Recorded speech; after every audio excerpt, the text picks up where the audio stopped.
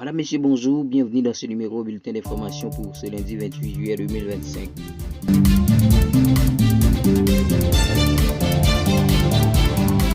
Les ONG face au défi d'apporter de l'aide à Gaza.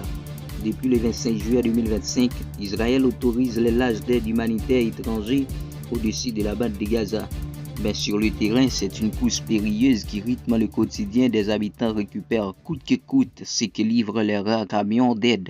De convois qui n'entrent que par dizaines, là où il en faudrait au moins 500 par jour, selon l'ONU, pour répondre aux besoins d'une population épuisée par la faim.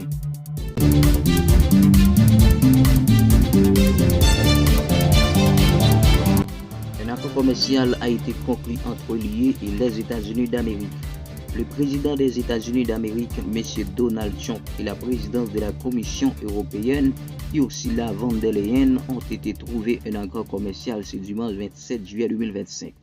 L'accord établit un tarif de 15% sur les produits importés aux États-Unis d'Amérique.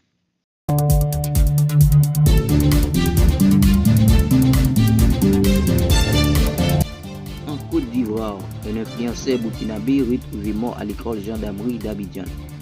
Dans un communiqué publié ce dimanche 27 juillet, le procureur de la République indique que l'activiste a été retrouvé mort jeudi 24 juillet dans sa chambre de l'école de gendarmerie d'Abidjan où il était détenu depuis le mois de janvier.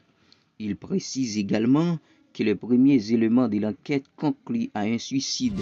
Installé en Côte d'Ivoire, Alino Faso s'était récemment distingué par des prises de position très tranchées en faveur de la junte au pouvoir au Burkina Faso.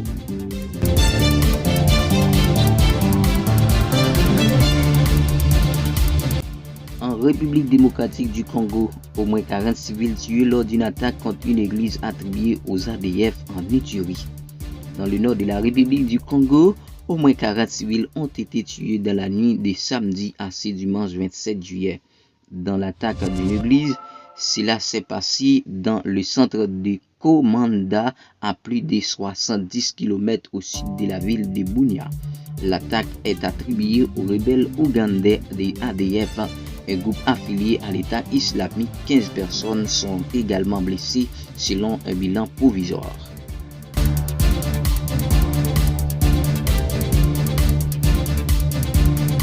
Conférence de l'ONU sur la Palestine. Paris et Riyad tentent de ranimer la solution à deux États.